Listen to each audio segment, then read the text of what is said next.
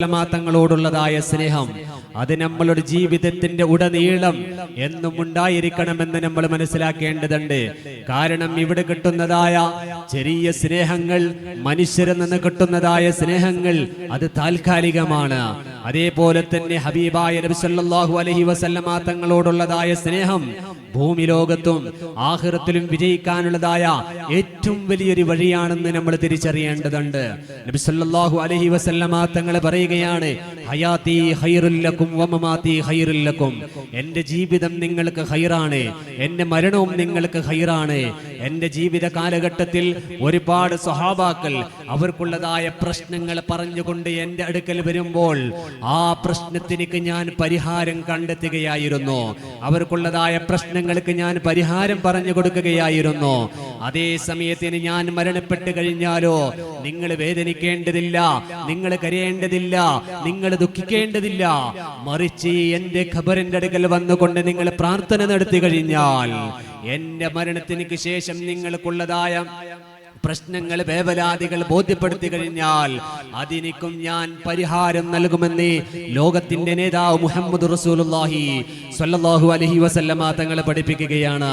അതുകൊണ്ട് തന്നെ പ്രിയപ്പെട്ട മുഅ്മിനീങ്ങളെ, അങ്ങകലെ മദീന മുനവ്വറയിൽ അന്ത്യവിശ്രമം കൊള്ളുന്ന ലോകത്തിന്റെ നേതാവ് മുഹമ്മദ് റസൂലുള്ളാഹി സ്വല്ലല്ലാഹു അലൈഹി വസല്ലമ തങ്ങൾ ഇന്നും ഞങ്ങൾ നടത്തിക്കൊണ്ടിരിക്കുന്നതായ ഓരോ പരിപാടികൾ വീക്ഷിച്ചു കൊണ്ടിരിക്കുകയാണ്.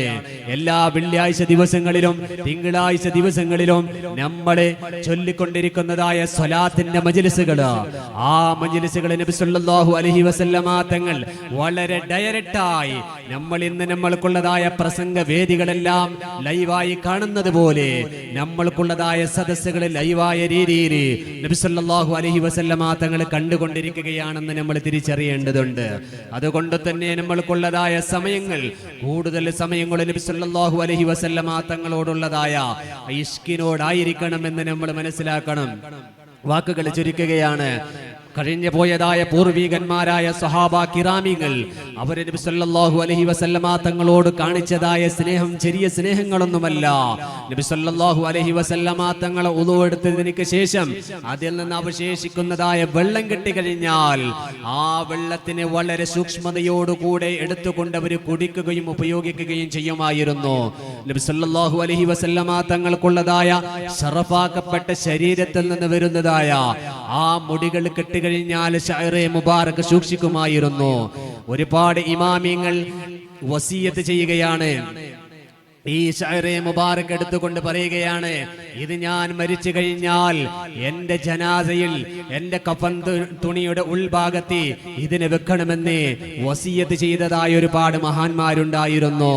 എന്തേ കാരണമെന്ന് ചോദിക്കുമ്പോൾ ഇമാമിങ്ങൾ പറഞ്ഞതായ മറുപടി, ഒരു പക്ഷേ ഇതിന്റെ കാരണം കൊണ്ട് എനിക്ക് ആഖിറത്തിൽ വിജയം ലഭിച്ചേക്കാം എന്നായിരുന്നു.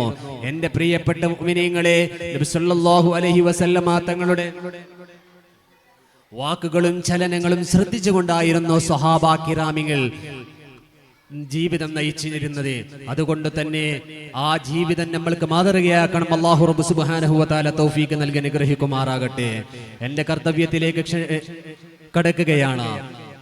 ഇന്നിവിടെ നടക്കുന്ന കഞ്ചോല്യം 2K24 മീലാദ് ഫെസ്റ്റ് മുനവ്വിറുൽ ഇസ്ലാം ഹയർ സെക്കൻഡറി വിദ്യാർത്ഥികൾക്കുള്ള മത്സര പരിപാടിയുടെ ആൺകുട്ടികൾക്കുള്ളതായ മത്സര പരിപാടിയുടെ തുടക്കമാണ് ഇതിപ്പോൾ. അൽഹംദുലില്ലാഹ്, ബഹുമാനപ്പെട്ട സദർ ഉസ്താദുകൾ ദുആ കൊണ്ട് ഉദ്ഘാടനം ചെയ്തിട്ടുണ്ട്. ഇതിപ്പോൾ ഔപചാരികമായ ഉദ്ഘാടന കർമ്മം ബഹുമാനപ്പെട്ട സ്ഥലം മുദരിസ് ഇർഫാൻ സഖാഫി ഉസ്താദുകൾ ഇവിടെ ഉദ്ഘാടന കർമ്മം നിർവഹിക്കുകയാണ്. ബഹുമാനപ്പെട്ട ഉസ്താദുകൾക്ക് എല്ലാവിധത്തിലും സ്വാഗതം ആശംസിക്കുകയാണ്.